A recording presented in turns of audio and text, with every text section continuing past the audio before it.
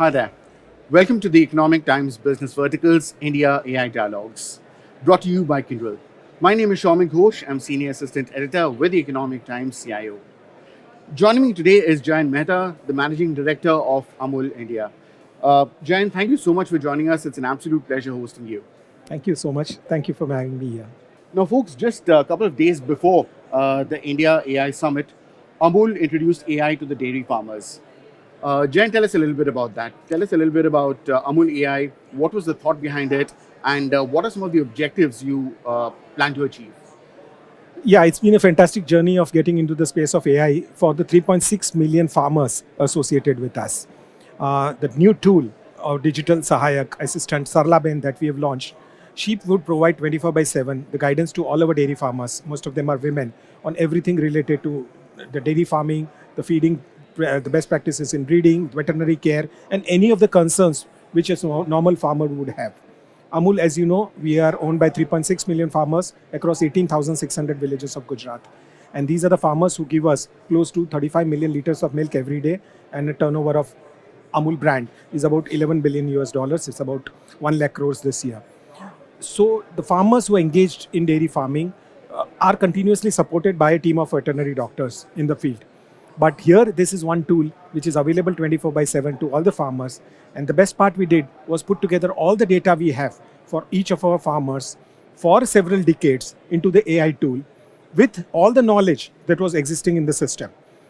To give in numbers, we have 3.6 million farmers. Assume 3 million farmers do a transaction twice a day into 365 days. It is 200 crore transactions data in a year. We do 7 to 8 million artificial inseminations done, which means where you do AI, then you do detect pregnancy, and then you have the calf born. So that data every year for so many things. And which breed of bull you've done artificial insemination, and what will be the productivity improvement, because end of the day we want to increase the income of the farmers, so we are able to track that. And the 1500 odd veterinary doctors move continuously in the field across all the 18,000 villages. They treat every single cow, and the data of all the treatment is available in the system. And more importantly, every 5 years we do a census of all the 30 million cattle that our farmers own. So every farmer, like we have our Aadhaar number, every cow has a tag, a 12-digit tag, and you're identifying the cow. So all the things that we do, right from milk production to the collection of milk and the volume of milk and the price generated by the farmer, the treatment given to the cow and the artificial insemination done, has been put onto this AI tool. You can see the significant opportunity here to improve the well-being of the cattle. We've never ever, we all think about people, we don't think about cattle. So here we're doing that, and more importantly, increasing the incomes of the farmers, because end of the day, this is a livelihood business. Absolutely. Well, in a world of Siris and Alexas, Sarlaben does sound like a very catchy and a very innovative name. So kudos to Amul for that. Now, one thing that a lot of companies have faced in the past, especially when we're talking about AI deployments, is the process of scaling from a pilot project to full-scale deployment. Now, as you say, you're trying to meet the scale, trying to work with so many farmers. How are you able to deal with those scaling challenges? How are you able to move into full-scale productivity? In fact, we started and launched with a full-scale thing only, because the question of pilot didn't arise for a simple reason: the preparation was done much in advance. So all the data sets which I'm talking about did exist in the system. The effort we took was to select the tool and put the data inside it along with the knowledge. So what we have is a very customized tool. The AI agent gives farmer specific and for a farmer cow specific information. Right. And obviously it has happened at scale because it is live across all the farmers of Gujarat. And okay, we will take it nationally because we are also working outside Gujarat with another about 20,000 villages and 2 million farmers. So, and in 20 languages for that matter. So that will happen very soon. But the Gujarat, which is our core farmer ownership base, is live from day one. All right. Now, Jen, the next question I had for you is, when you're talking about these AI use cases, I mean, they sound brilliant.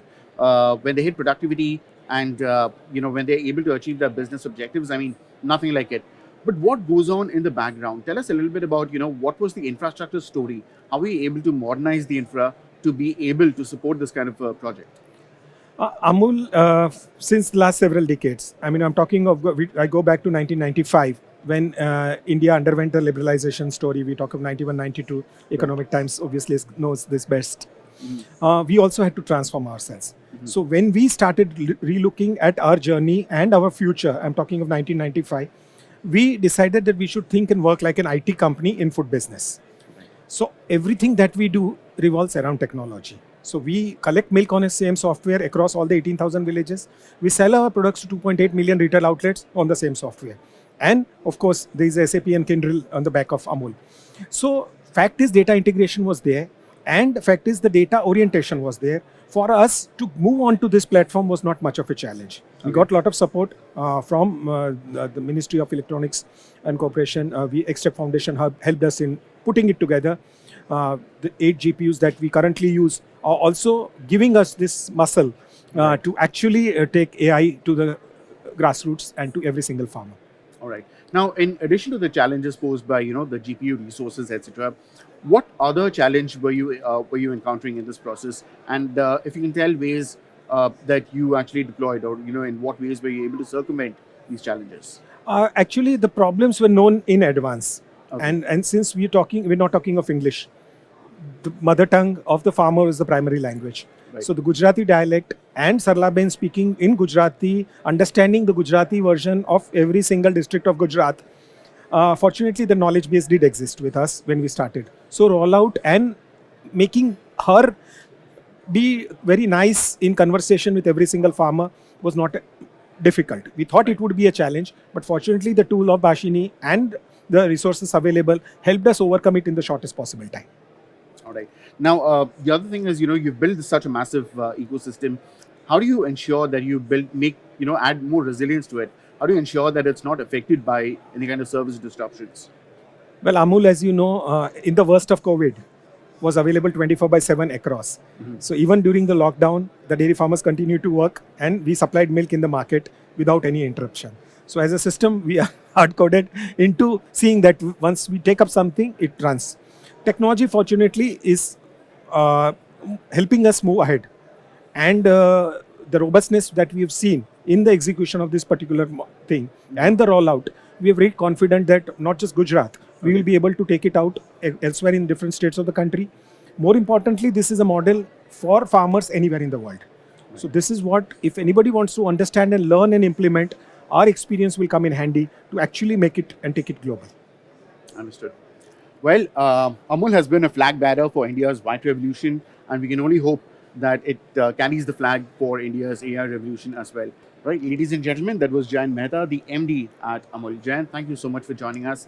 It was an absolute pleasure talking to you. Thank you so much. Have a great summit. Yeah.